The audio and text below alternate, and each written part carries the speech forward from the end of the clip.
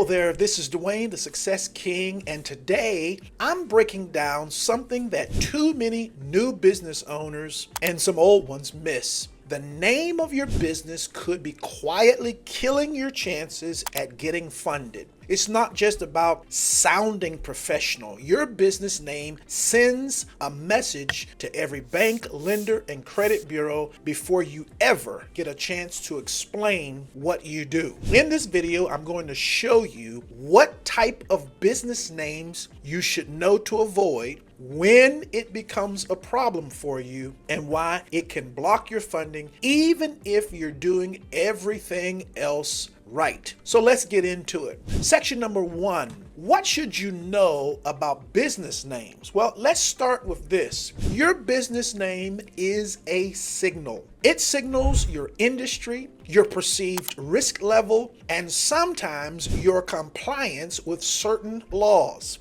Now, what you should know is this. Certain words and industries automatically raise red flags with lenders and payment processors. Even if your business is 100% legit, the name alone can place you in a high-risk category, and high risk means fewer approvals, higher interest rates, limited access to working capital, or in a lot of cases, outright denials, no questions asked. So you need to know that when you choose a name with certain keywords, you're making a branding decision and a funding decision. So here are a few specific categories you should know to stay completely away from when naming your business. Words like freight, trucking, transport, anything involving credit repair or debt settlement. Terms like real estate investing or wholesaling. Anything related to cannabis, CBD, or hemp.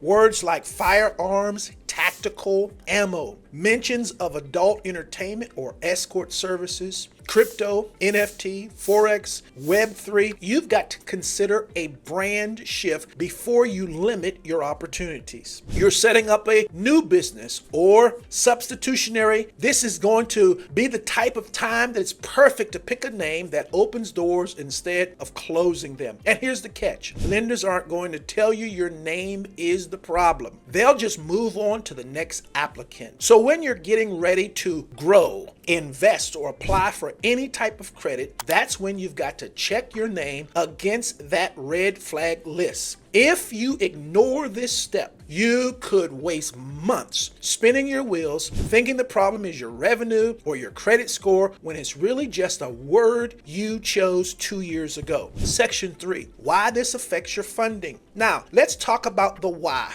Why do banks, lenders, and fintech platforms care so much about one word in your name? There are 3 big reasons. Number 1, risk classification. Lenders use something called a merchant category code, MCC, and your business name often influences what code they assign you. Some categories like trucking, adult services, or cannabis get auto-flagged as high risk. That affects your ability to even finish an application. Number 2, regulatory pressure. Industries like credit repair, debt settlement, and investing are heavily regulated. If your name implies you're in one of those spaces, funders might worry that you're operating in a legal gray area, and that could bring risk to their brand. Number 3, chargeback and compliance risks. Payment processors like Stripe and PayPal are especially sensitive to businesses that historically have high chargebacks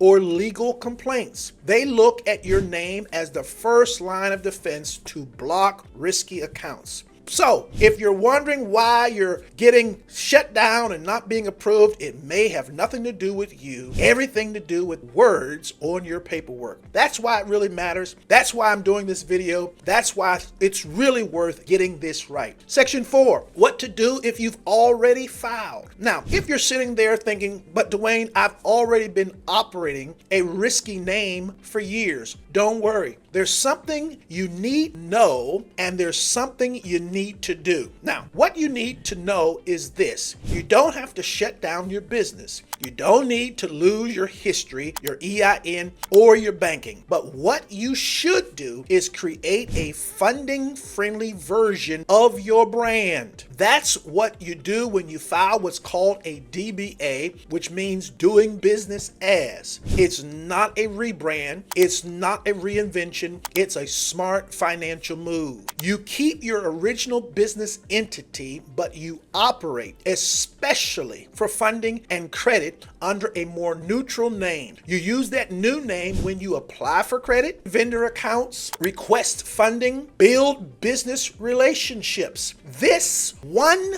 step could immediately change your approval odds because you've taken yourself out of the high risk box. Section 5, what names you should use. Let's talk about the names you should be using if you want to maximize your access to funding. Well, here's what you want to aim for. Neutral industry language. Professional tone, flexibility to pivot into different services. So I'm going to give you a few examples of names that send the right message to lenders. Let's start right here. Johnson Family Solutions, NetPath Consulting Group, Bridgeway Business Systems, Legacy Strategies LLC, Urban Edge Enterprises, Elevate Operations Company, Pinnacle Resource Group, New Wave Business Services, Prime Lane Group, Aspire Business Partners. Notice how none of those names are